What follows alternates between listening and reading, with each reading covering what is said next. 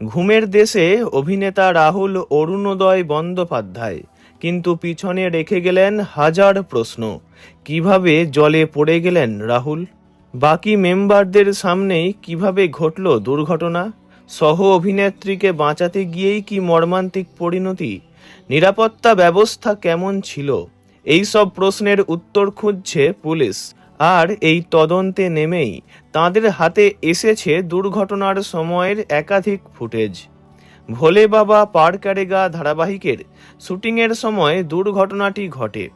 তালসারির beach সাইডে বেশ কয়েকটি ক্যামেরা স্ট্যান্ডিং অবস্থায় ছিল। সেই সব ক্যামেরাতেই ধরা পড়ে নানান রকমের ফুটেজ। সূত্রের খবর, রাহুল সেতার একটি নাচের দৃশ্য ছিল। তখন তারা জলের দিকে এগিয়ে যেতে থাকেন। বেশ কিছুটা যেতেই আচমকা সেতা ধীরে ধীরে মাটির দিকে নিচু হতে শুরু করেন। এরপর পড়ে যান। কিছুক্ষণের মধ্যেই রাহুলও পড়ে যান। সেই সময় জোয়ার আরম্ভ হয়, ফলে জলের ধাক্কায় অভিনেতা কিছুটা দূরে চলে যান। টিমের সদস্যরা দ্রুত গিয়ে সেতাকে উদ্ধার করলেও রাহুল অনেকটাই জলের দিকে এগিয়ে গিয়েছিলেন। তাকে উদ্ধার করা সম্ভব হয়নি।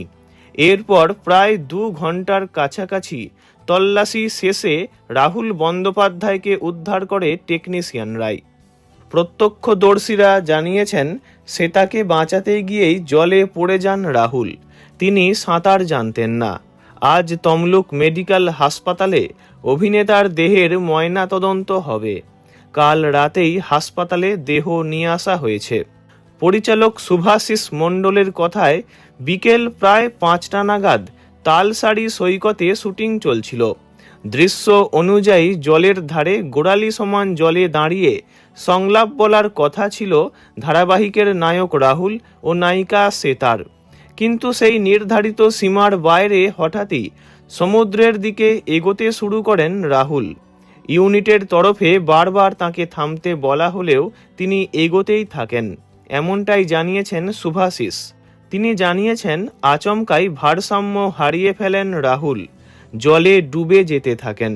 ওঠানামার মতো পরিস্থিতি তৈরি হয় এবং তিনি বেশ কিছু জল গিলেও ফেলেন। তাকে টেনে পাড়ে তোলা হয় তখন তার জ্ঞান ছিল। এরপর তড়িঘড়ি তাকে দীঘা সরকারি হাসপাতালে নিয়ে যাওয়া হয়। প্রাথমিকভাবে জানা যায়, গাড়িতে তোলার সময়ও তার সংজ্ঞা ছিল, কিন্তু হাসপাতালে পৌঁছানোর পর তাকে মৃত বলে ঘোষণা করা হয়। ভিডিওটি এইটুকুই। বিনোদন জগতের সব রকম খবরাখবর জানতে চ্যানেলটি অবশ্যই সাবস্ক্রাইব করবেন।